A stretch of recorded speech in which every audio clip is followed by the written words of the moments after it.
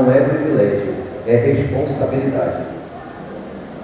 E a partir do momento que nós somos capazes, agora é preciso entender que por trás de você, por trás da responsabilidade que você está ali, no meio da praça, na viatura, ou no hospital, ou em qualquer outro posto, saiba de uma coisa, por trás de você tem uma corporação toda. Tem o seu comandante, o secretário, tem o prefeito, e tem a sua vida pessoal como cidadão e como profissional.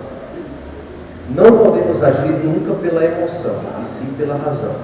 Não se envolva na ocorrência emocionalmente. Você precisa ser profissional. E o nosso nível de profissionalismo tem que melhorar a cada dia. Você tem que entender que você está ali, você não é o justiceiro, você é um agente da lei. Quem é a autoridade da lei no município? Delegado de polícia e juiz.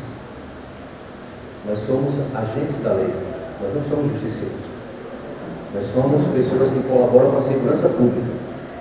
E o homem, ele tem 4 elementos que formam o profissional de segurança pública. Me permitem dizer isso.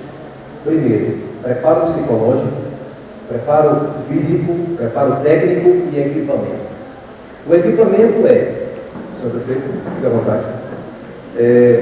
O equipamento vai, o colete, a capa do colete, ou a capa tática, as placas de colete, o cacetete todo, a arma não letal e a arma letal, o par de algemas, tudo isso, a lanterna, certo? A faca, que é para cortar a laranja, certo? Uma corda.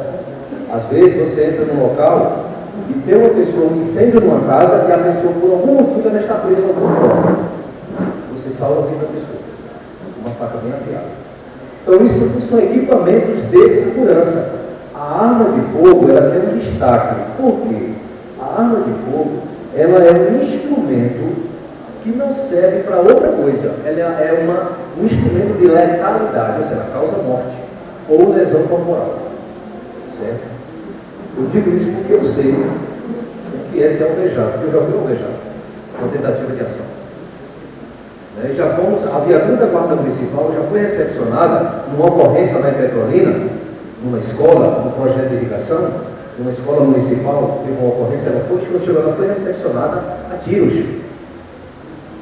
Certo? Mas graças a Deus ninguém na viatura foi alvejado. Mas nós também respondemos no mesmo nível. Agora, tem que ser técnico. Sabe por quê?